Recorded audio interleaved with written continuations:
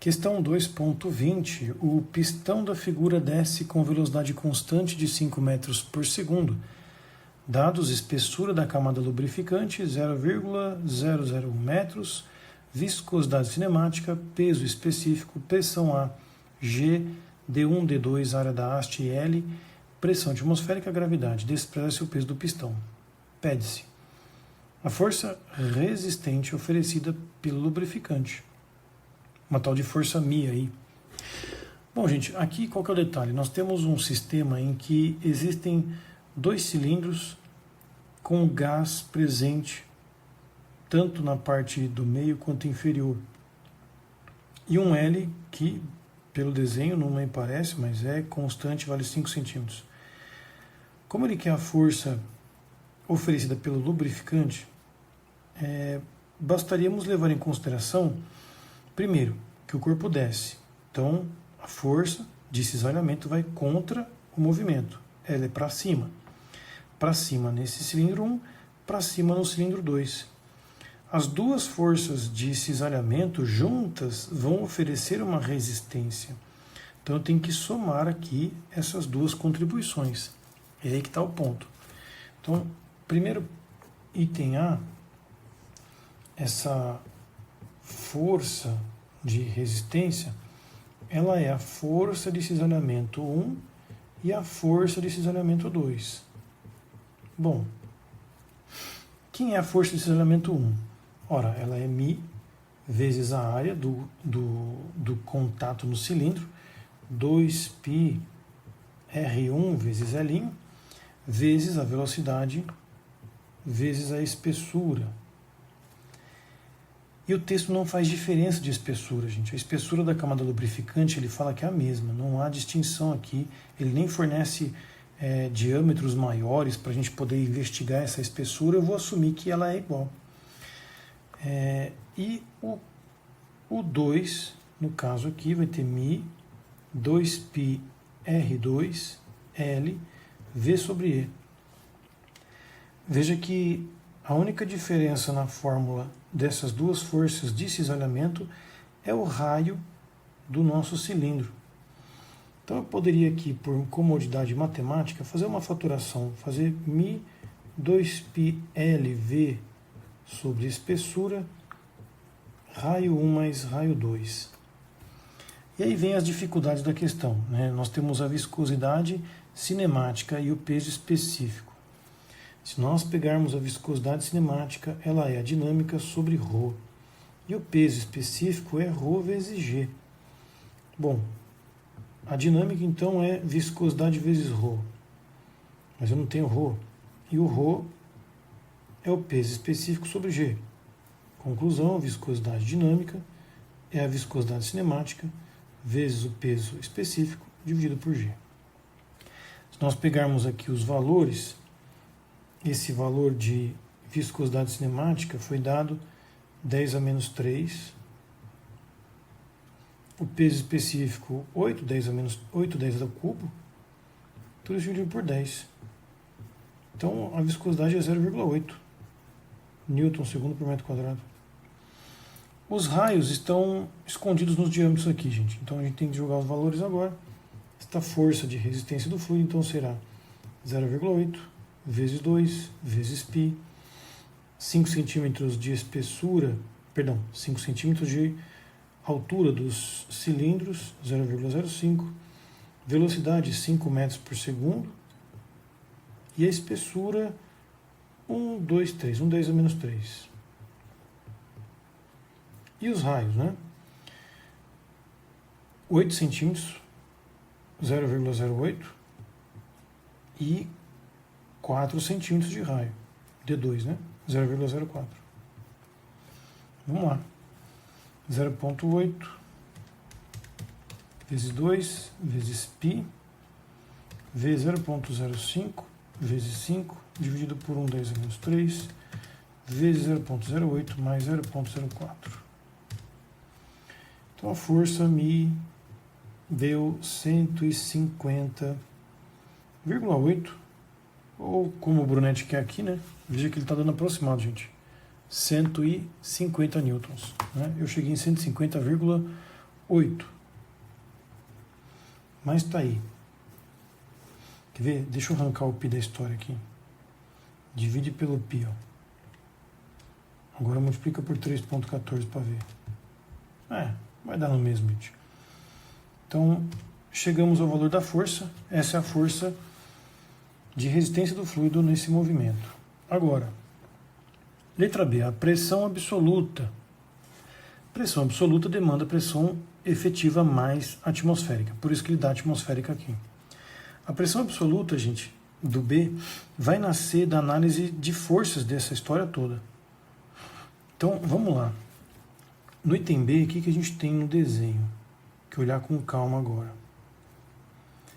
Nós temos um G, né? Aqui tem um carinha, com o tal do G para baixo. O cilindro não tem peso, mas tem força de cisalhamento 1. E tem uma bendita haste aqui, né, que conecta 1 com 2. E existe pressão atuando nesses cilindros. Temos aqui a pressão em A, que atua tanto para cima quanto para baixo, uma pressão A. E aqui uma pressão B. Portanto, gente, se nós pensarmos num equilíbrio, aí faltou a força de cisalhamento 2, né? Como é que funcionaria essa história toda aqui? Eu tenho as forças para baixo e as forças para cima, uma cancelando a outra. Quem que é para baixo, né? Então, o conceito básico é o seguinte: causa e efeito. Velocidade é constante. Portanto, força resultante necessariamente é zero, estamos no equilíbrio. Quem que é para baixo? G. Quem mais está para baixo? A força A no cilindro 2, mais PA no cilindro 2, que tem uma haste enchendo o nosso saco. Ela vai contra aqui. Isso aqui seriam as forças para baixo. Quem que está para cima agora? Você tem peso B, pressão B, né, vezes a área 2.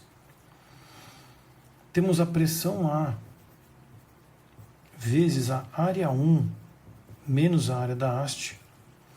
E tem essa força de cisalhamento 1 e 2, que eu já vou logo chamar força Mi, que a gente encontrou aqui atrás.